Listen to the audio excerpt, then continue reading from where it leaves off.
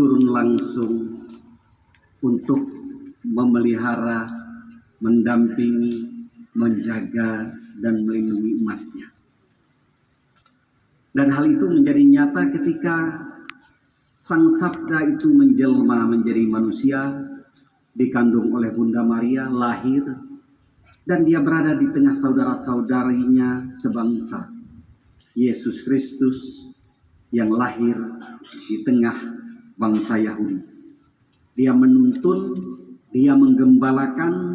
Yesus datang untuk menyelamatkan, datang untuk menebus, sehingga antara surga dan dunia didamaikan di dalam Dia. Tugas itu tidak berhenti hanya pada Yesus, tetapi Dia lanjutkan. Dia teruskan melalui tugas kegembalaan para rasulnya, yaitu Petrus yang diangkat menjadi ketua dari para rasul dan ke-11 lainnya, yang kemudian tugas kegembalaan ini diteruskan oleh paus dan para uskup serta para imam. Dengan demikian kita melihat ada satu mata rantai, satu kesinambungan karya keselamatan Allah yang diteruskannya hingga saat ini. Artinya Tuhan sekarang berkarya menjaga, melindungi, memberikan kekuatan, peneguhan dan penghiburan melalui para gembalanya.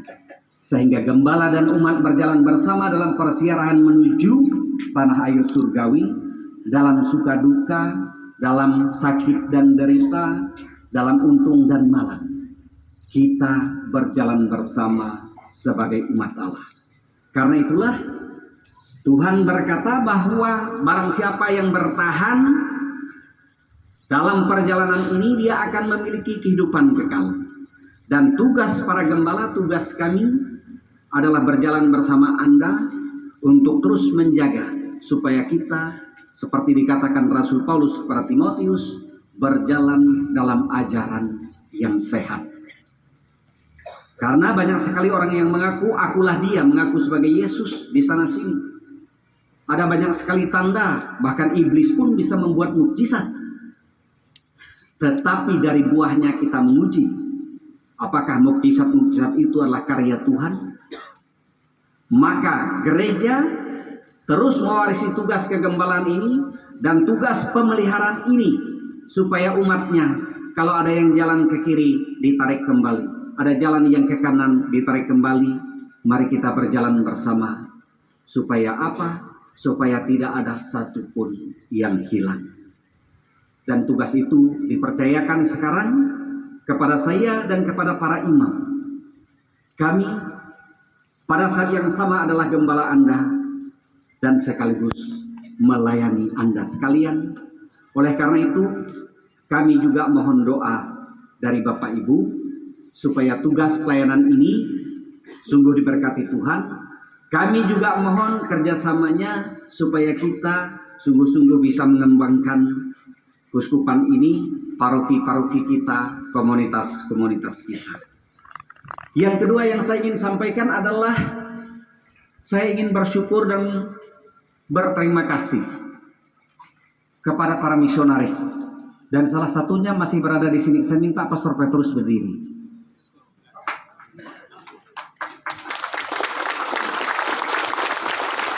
Ini adalah sisa-sisa misionaris yang mewartakan Injil di sini. Karena merekalah para misionaris Belanda dan Italia,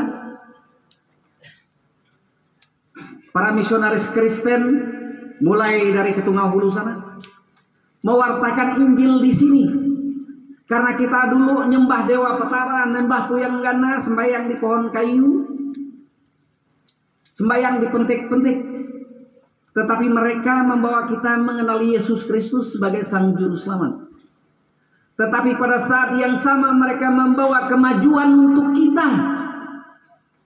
Karena mereka kita bisa maju seperti ini.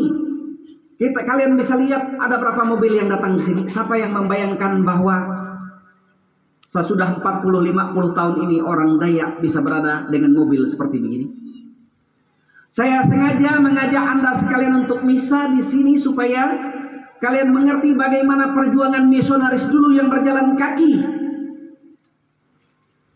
Mereka lewat hutan rimba, lewat rawa, untuk mengambil anak-anak dari kampung-kampung, memberanikan mereka, menyediakan tempat asrama-asrama supaya kita bisa membaca dan bisa menulis.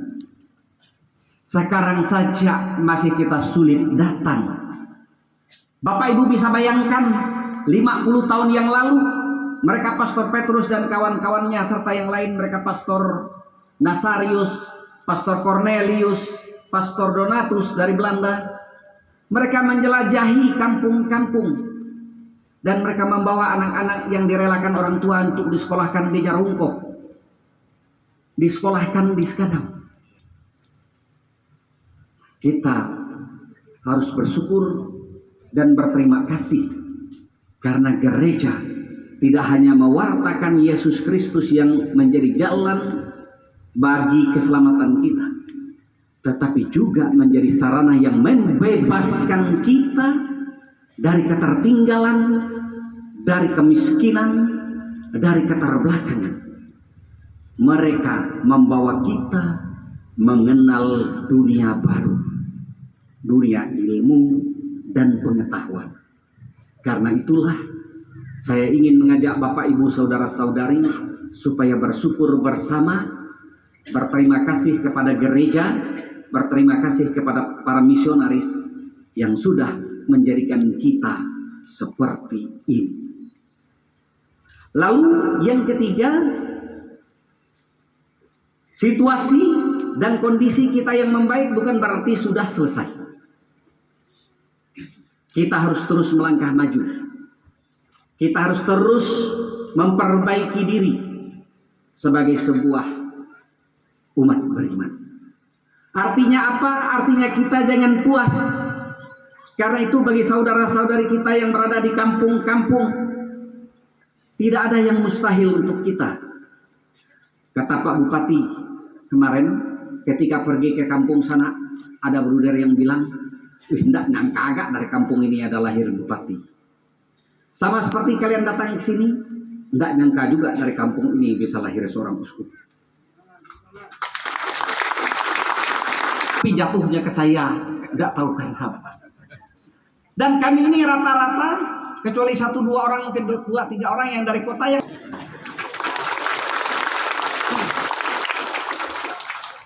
Nah, ini saya ingin memberikan motivasi untuk saudara-saudari yang berada di kampung, jangan menyerah. Jangan patah semangat. Orang bisa, kita bisa. Karena itu, kalau kalian Bapak Ibu saudara-saudari diberi rezeki oleh Tuhan, gunakanlah rezeki itu untuk kemajuan. Mari kita berlomba-lomba untuk ngirim anak kita sekolah. Boleh kita makan, boleh kita minum, boleh kita punya hiburan. Itu hal yang wajar, yang alamiah. Kita memerlukan makan, minum, dan hiburan. Tetapi jangan semuanya berhenti di situ. Karena apa?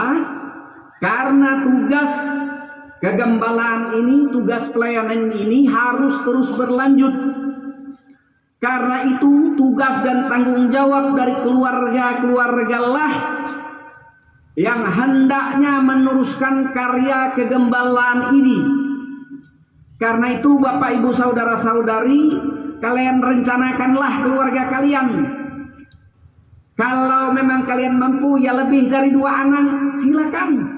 Karena ukuran bahagia dan sejahtera itu bukan dari 2 atau 3 atau 4. Tetapi sejauh mana Tuhan Yesus Kristus hidup di dalam hati dan dalam keluarga Anda masing-masing. Sehingga dari mulai awal Anda menikah, pacaran, Anda sudah harus mengerti. Bagi orang yang beragama Katolik ini, saya memesankan ini. Kalian harus mengerti bahwa tanggung jawab melahirkan uskup, imam, diakon, suster, frater, bruder ada pada setiap keluarga Katolik. Jangan kita doa, Tuhan panggillah anak-anak muda itu untuk menjadi imam, biarawan, biarawati, tapi tolong Tuhan jangan panggil anak saya. Itu banyak doanya begitu.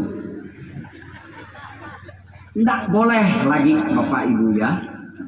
Jadi sekarang kalau berdoa, panggillah semua pemuda-pemudi itu menjadi imam, biarawan, biarawati, termasuk anak saya. Kan begitu, baru itu doa yang berkenan kepada Tuhan kan. Saya mengingatkan ini.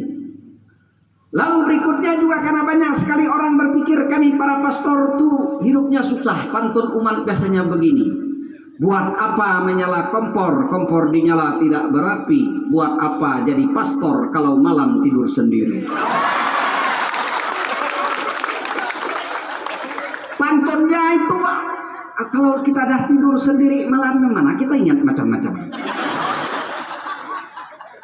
Tapi kalau semua pantunnya begitu, tuh siapa lagi mau jadi pastor?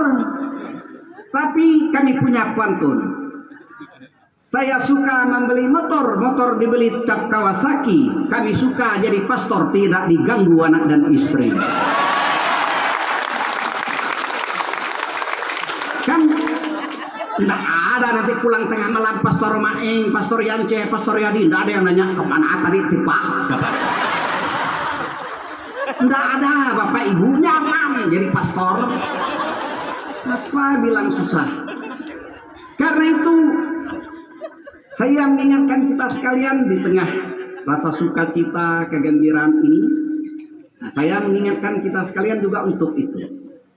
Pesan untuk kaum muda ya, sekolahlah. Sekolah yang baik-baik. Gitu kan? Jangan baru taman SMP nikah.